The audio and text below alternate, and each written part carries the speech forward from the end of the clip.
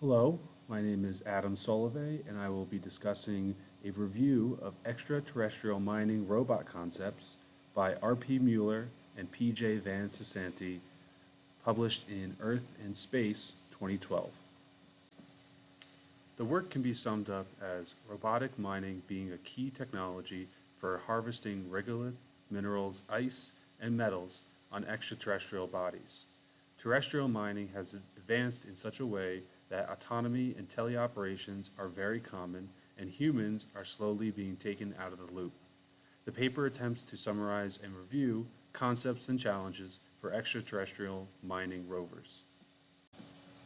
The development of terrestrial mining includes decades of advancing prospecting, excavation, and the processing infrastructure, autonomous transport and dumping, teleoperated excavation and loading.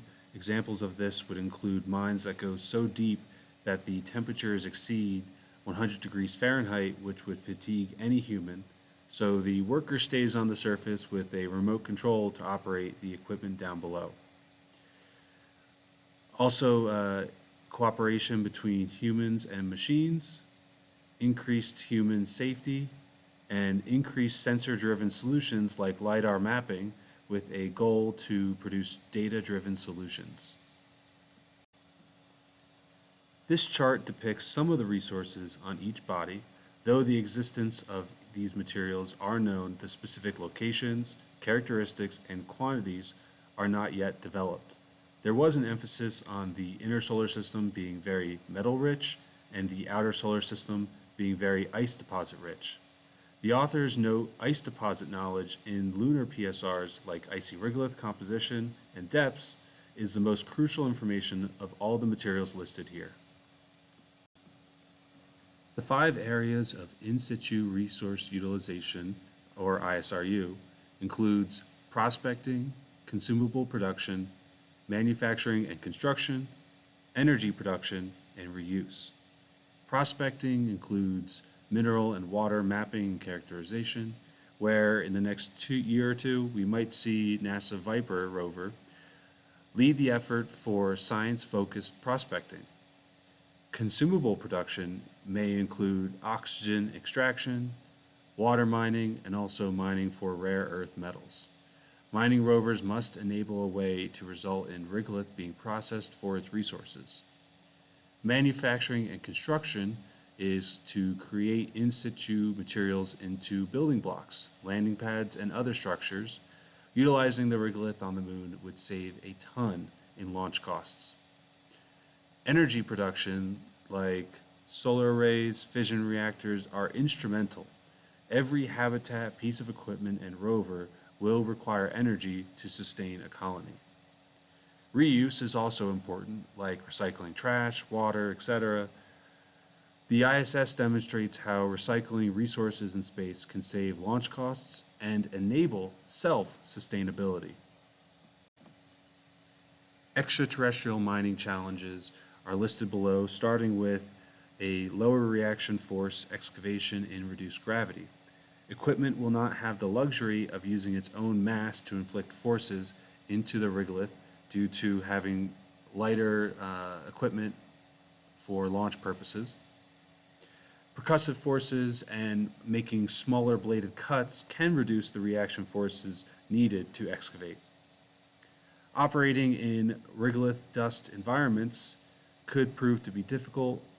Specifically, the lunar regolith is much sharper and electrostatically charged than terrestrial dirt. This could cause issues when a mechanism is coated in that regolith. Semi to fully autonomous operations can enable mine sites to work more efficiently, especially if mining rovers will be making smaller bladed cuts, like previously mentioned. This would make a case for having many smaller mining rovers. And then having one operator per rover could prove to be cumbersome.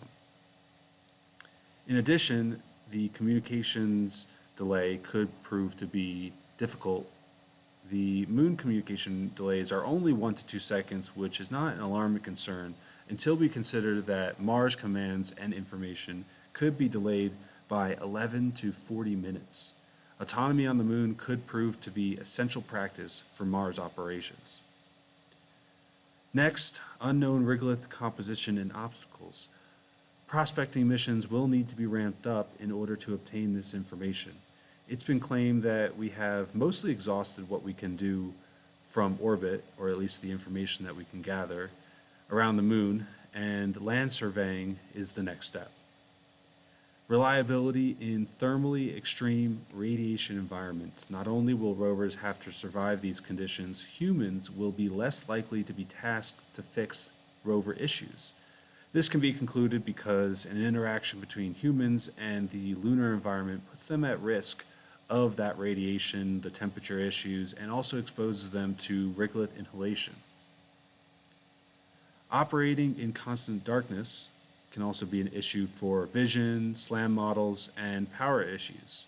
In addition to power challenges like solar charging, operating in an environment that is not well known and vision is poor could prove to stumble many rovers without the proper navigation techniques.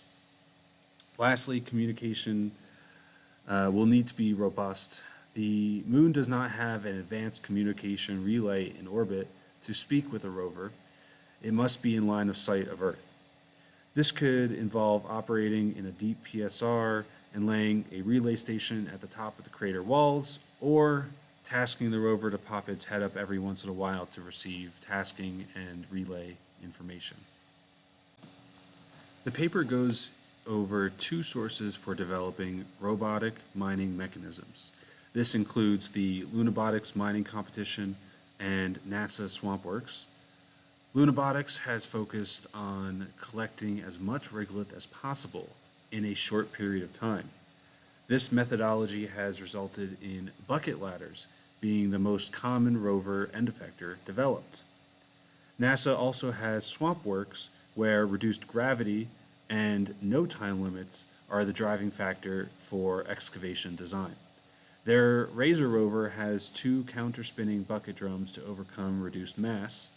With less mass, normally a rover's digger may pull it along the surface instead of actually penetrating the ground.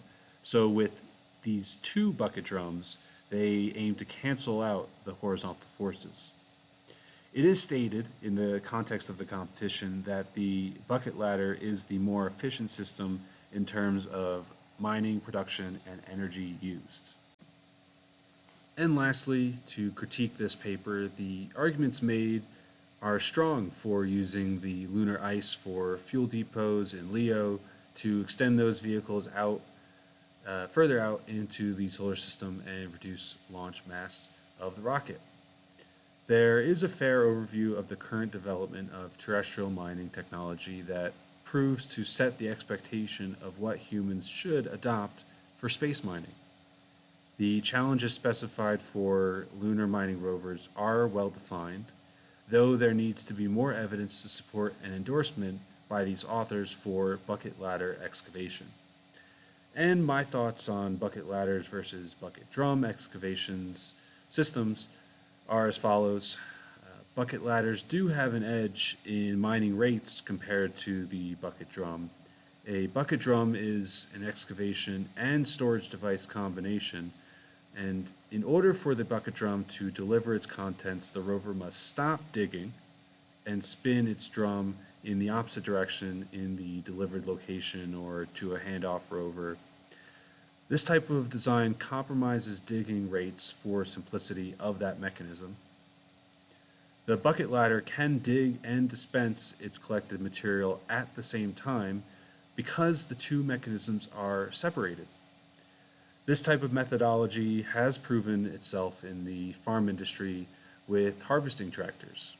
This would enable a bucket ladder rover to continuously dig when rover lifetime, power, comms could all be factors in production rates. Lastly, discussing the reaction forces while digging. A bucket ladder in combination with the drivetrain wheels could provide the same reaction forces a dual bucket drum rover is achieving.